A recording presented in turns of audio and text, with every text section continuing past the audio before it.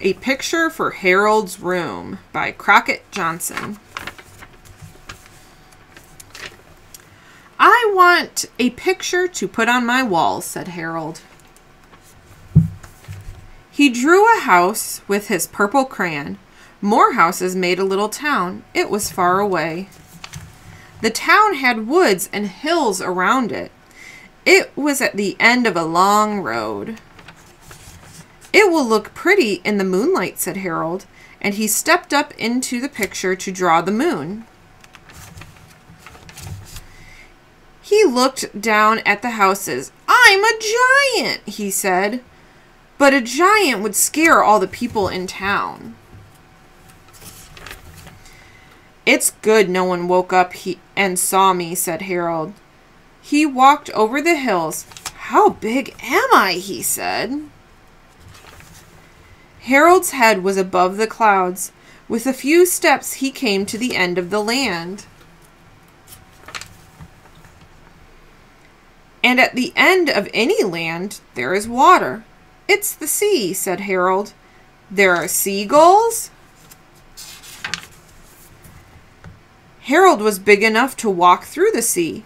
A great big ship went by. It was an ocean liner.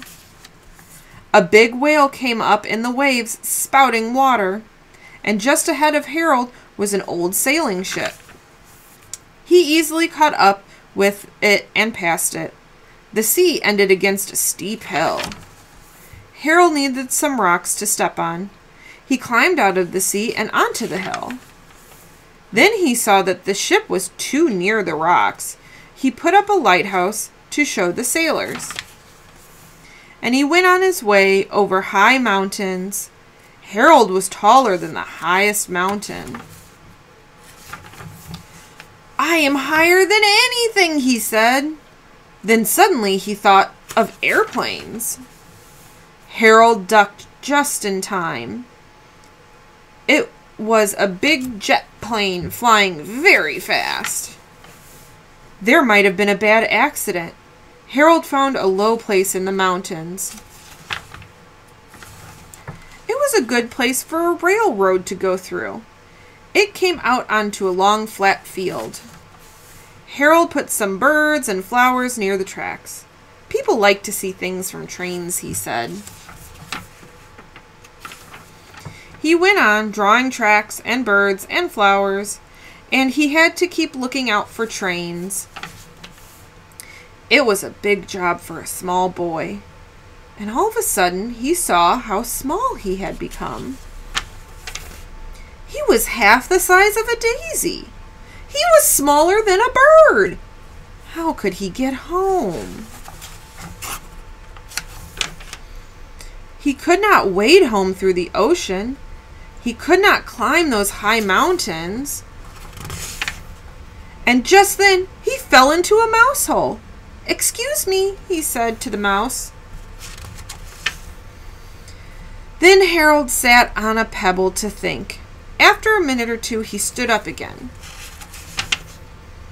This is only a picture, he said, and he took his crayon and crossed it out. I am not big or little. I am my usual size. But how could he be sure about that? At home, he was always his usual size, so he drew the door of his room. There was a long mirror on the back of the door. Yes, said Harold, I am my usual size. He was glad to be back in his room. He was tired, but he had no picture to hang on his wall. So before he went to bed, he drew another picture.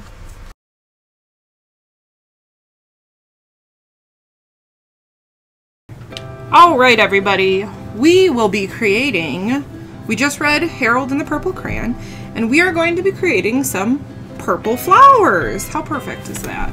So flip to a fresh page in your sketchbook or get a white sheet of paper out.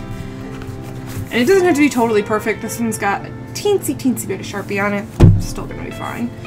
And the first thing we're gonna do is we're going to draw our flowers, and we're gonna draw the center of our flowers, and we're gonna just draw one big giant flower. So we're not gonna do a lot of them, but we're gonna do one real good one. So what you want to do is you want to put your hand in the middle of your paper and draw a circle around your fist. Now my fist is pretty big because I have a big adult hand, so I think I'm going to just have to draw this without my fist, but you guys put your hand down, trace a circle around. Now, once you have your circle, boom, done, you are going to draw another circle around that circle. And it's about finger space away. We don't want them really close. Like, that's too close together. They need their space. They need their own 6 feet. We want to make sure that they got their space. So you don't want to make them all cramped and close together. Now to make a flower, it's very, very simple. To make a basic, normal, very easy flower, you are going to draw a bumpy line going all the way around your flower. Your bumps don't have to be too big, but we do want them large. We don't want little baby bumps. We want pretty big, medium bumps. Beautiful. Okay, this looks good. Now, we are going to do 3 rows of bumps, but you're going to draw them in a very, very special way. What we have in this flower is we have hills, which are the tops of the bumps. That's a hill up there. And then where the 2 bumps meet, that's a valley. So we want to make sure that our next row of bumps land on that hill. We want them to land on the hill. We don't want them to go in the valley, because it just doesn't quite look right when they land in the valley. It looks just a little different for what we're going for. So we want them to land on the hill. So watch me first. Now you can do 1 curve at a time, but I've done this a lot of times, so I can kind of go from one hop to the next hop, and I'm hopping on the hill, from one hill to the next, kind of like a bunny. Hop on the hill, hop to my next hill, hop to my next hill, hop to my next hill, hop to my next hill, and my next hill. Keep going, keep going. So it should look something like this. Now I'm going to show you an example of what it shouldn't look like. So here's a flower I have already started. If you go from the valleys, from valley to valley,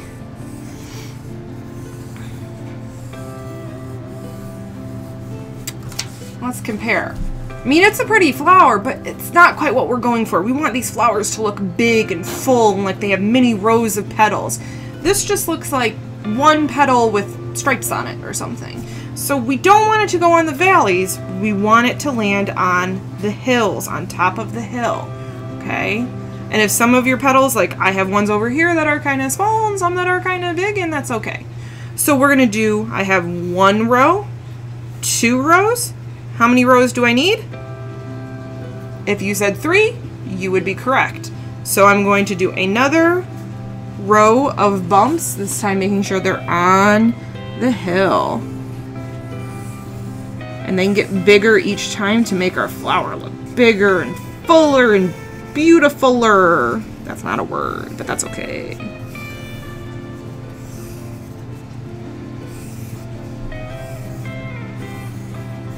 Okay, now that I have my 3 rows, it looks pretty good, right? It's filling up the whole page. I like it. This is what we want, okay? Now what you have to do is you have to draw 3. How many do you have to draw? You said 3, you'd be correct. 3 leaves, okay? So this is not our first time drawing leaves, hopefully, so it's pretty easy. You're going to draw a curved line like this, and another curved line. And then we're going to add some details, because right now it almost just looks like another petal that's a different shape. So to add a detail, you're going to draw a line from one corner of your petal to the other corner. And then you are going to do diagonal lines like this, going in different directions. Now I'm going to show you a different way to do a leaf, not what I really want to see. So you have the same shape. And if you do this, not really what we're going for. Not straight lines. We want diagonal lines where they kind of come off and branch off. Okay, so this one, not so much this one. So you are going to draw how many leaves again? Correct, 3 leaves. You can put them anywhere on your flower that you want. I think I'm going to do one here,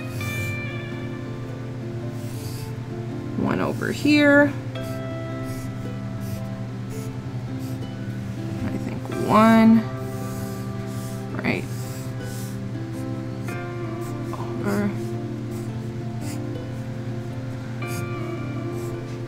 there. Now, we are going to do a background for this. So we're going to do a really, really simple pattern. We're going to keep it pretty easy. We're just going to do some stripes going across the back. If you want to make them wavy lines or bumpy, well, I wouldn't do bumpy lines because we have a lot of bumps going on already, but if you want to do like wavy lines or zigzag lines for your stripes, go for it. I like nice, simple stripes. Nice and straight, not even perfectly straight. Just like that. Now, we've drawn our purple flower. What's the next step? What do I do after I get done drawing? Good, if you said trace with a Sharpie, you would be correct. Remember, we are going to trace with a fat Sharpie. Be very careful. Sharpie is permanent. We don't want to get it on things. We don't draw with Sharpie on our clothes or on our hair or on our body or anything like that. Sharpie only goes on the paper.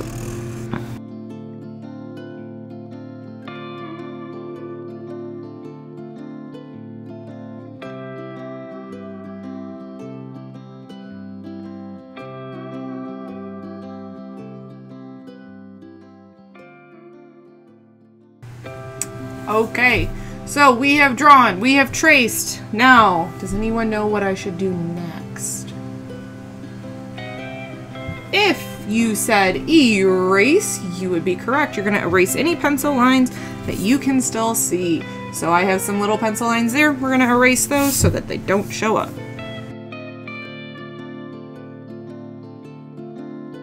Alright, so I have drawn, I have traced, I have erased. Now, what is my next step? If you said color, you'd be correct. So, first thing we're going to do is we are going to do the center of our flower. And most flowers have yellow at the center. So what we're going to do is we're going to do yellow center and a ring of orange around the side. So that's what we're going to do first.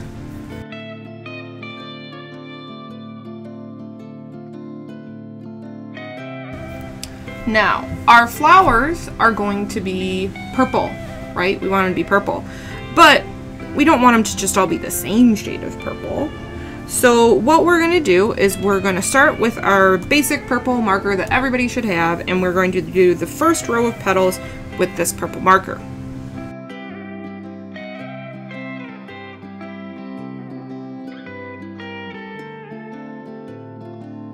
Okay, now for the next row of petals, we're going to use a purple crayon. Also something most people should have.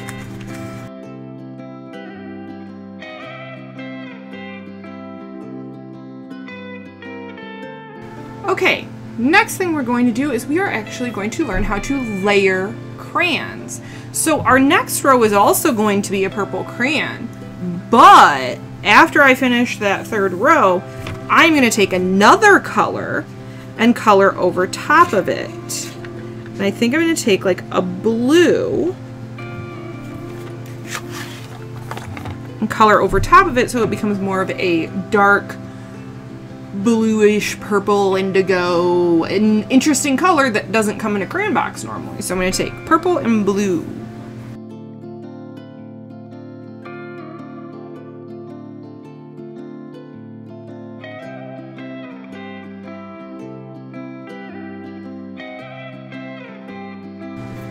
Okay, now we're going to go back to our markers to do our leaves. If you have, I'm going to do my leaves in two different colors. You can just do them in one color. If you only have like one shade of green, that's okay. I have a few different shades, so I'm going to do mine in different colors. But our leaves are green.